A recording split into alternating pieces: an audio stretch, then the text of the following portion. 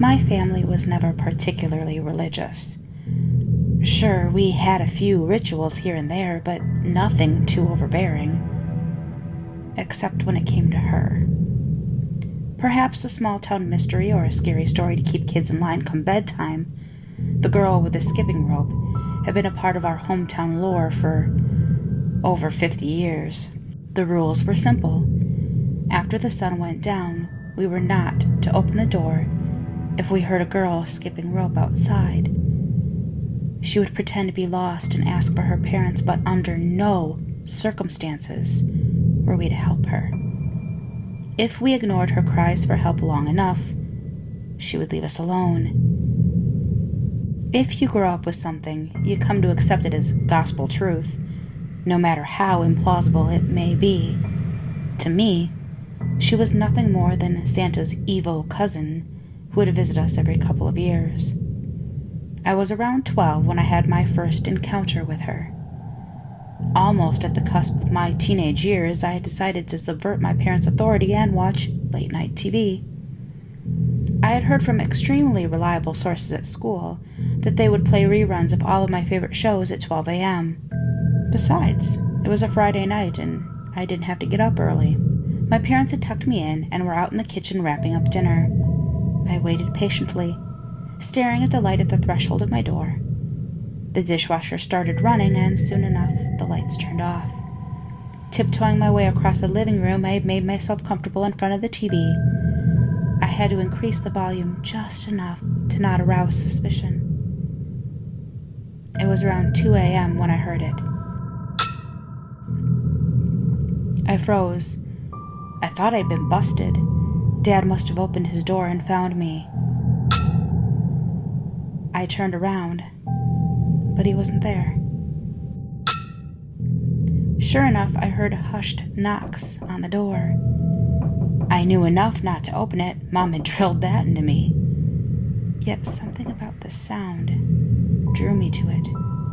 I just had to see her. I struggled, but eventually decided to look out the window to see who this girl was. I was pulling the curtains when I felt a hand on my shoulder. I was about to scream, but a hand was on my mouth. "What the hell are you doing? Shut up and don't move." It was my dad. He had heard the TV and spotted me next to the door. He slowly pulled me back and carried me to my room, but not before I was able to see her. I couldn't make out much. Her black hair was covering her face, and her eyes were pointed at the ground. She was dressed in white, but was completely covered in mud and dirt. She just stood there with her rope, waiting at the door. "What is wrong with you, Aaron? Have you lost your damn mind? Stay here. Let me get your mother." I knew I had messed up. Mom was going to kill me. She came in and started frantically pacing around the room. She didn't open the door. I caught her in time, Dad said. "No, you don't understand. Being near her is enough of a curse. We are fucked." That was one of the few times I heard Mom curse. After what felt like an hour of yelling, I was told to go into my room. I was grounded for a week. In that week, Father Brown stopped by to bless the house. Mom and Dad became extremely reserved around me. You'd think I shot the family dog. Over the course of the next month, there were rumors that she was visiting the town again. Behaviors radically changed. What was once a bustling community was now at a standstill. Lights would be out by 9 p.m. Kids were not allowed to stay out after dark. Church was packed every Saturday. All of this seemed performative to me until Mark disappeared. Mark had been one of my closest friends at school, and I had told him about my encounter multiple times. I knew he wasn't stupid enough to open the door. The police treated it as a missing case, but we all knew what had happened. I was an inconsolable mess for the rest of the year. Needless to say, I didn't ever stay up late again. Mark wasn't the only one, however. Next was Mr. Paul, who lived by the river. Then Ms. Wu, who ran our town bakery. Finally, a little girl named Julia disappeared from her mom's house. The police didn't know what to make of this. There were no clues to any of the disappearances. The doors were opened voluntarily. There were no signs of forced entry. The victims had seemed normal until their disappearance. No leads were ever found. Everyone stayed extremely vigilant. Parents would sleep with their kids with a shotgun next to the bed. Over the next year or two, the fear died down.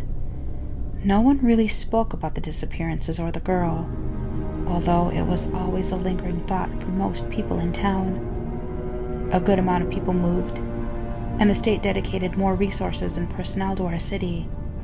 With the band-aid of time, things got better. 4 years later, they found Ms. Wu's body in the forest.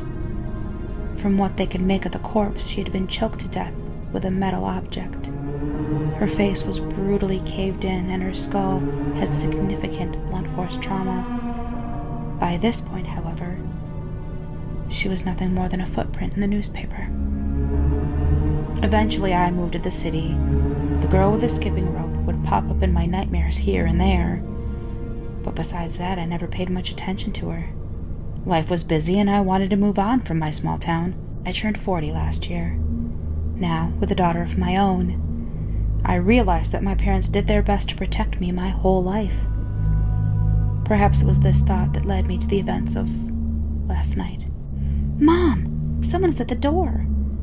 My daughter startled me awake. It was 8 p.m., and it looked like I'd fallen asleep on the couch. I got up to investigate. My blood ran cold, and it felt like my legs were giving out. I picked up my daughter and locked her in her room. 29 years. 29 years had gone by. I didn't believe this was happening. I was probably in one of my nightmares.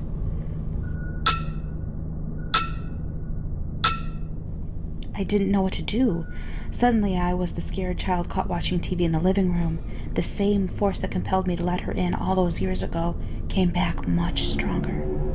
I was able to gather myself and turned around to go to the room. From the corner of my eye, I caught a glimpse of her from the window.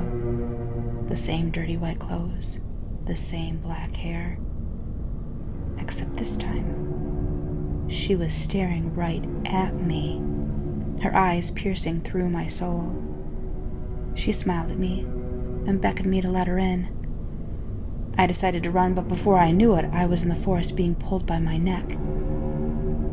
1,000 little knives being dragged across my back. The legends got one thing wrong.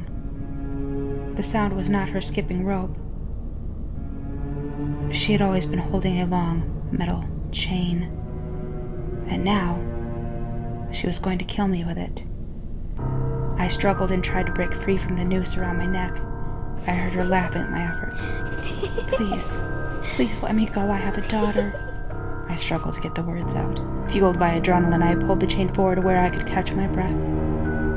I snuck out from under the chain and ran. I ran as fast as I could across the forest, but I could hear her following me. Someone spotted me by the highway and called the police.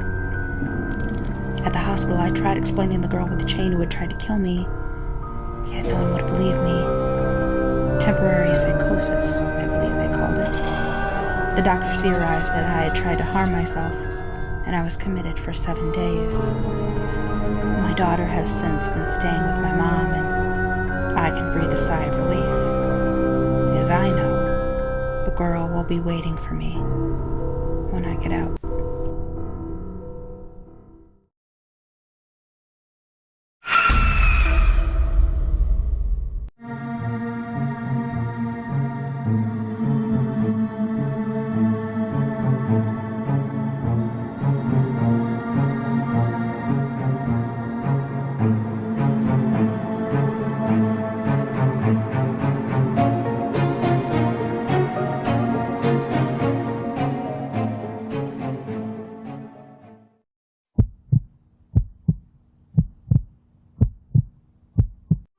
And now, a word from our sponsor. Do you like apples? Yeah. Yeah? Well, I go Vanitas. How do you like them apples? Venetos is a premium gaming peripheral brand geared toward developing high-performance products. We're currently working toward creating new, exciting, and unique products not currently found on the market. With quality to match its sleek and beautiful design, I can honestly say that my Venetos mouse is the best that I've ever owned, and I'm looking forward to expanding my collection of Venetos products. Venetos ships internationally with extremely low international shipping costs, and shipping is free to the US and Canada. Your products will arrive quickly and carefully packaged, with most orders arriving within 7 to 10 business days. If you're looking to upgrade your setup in an affordable way without substituting looks, Venetos is an optimal choice, and when you use code pressstartmom at checkout, Venetos is offering a 10% discount on your order. You'll be doing mom a solid, and you'll be doing yourself a solid. Everyone wins. Thank you so much to Venetos for sponsoring this video. Can you see me? Hello? Can you find me? I'm here. Behind you, look. Behind you. I'm behind you. I am right behind you. Don't be scared. I just want to play a game with you. Hey, don't you run away. Please stay.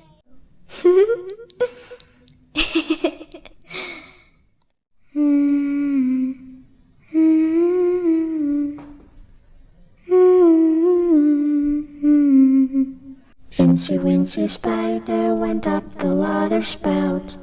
Down came the rain and washed the spider out. Out came the sun and dried up all the rain. So Incy Wincy Spider went up the spout again.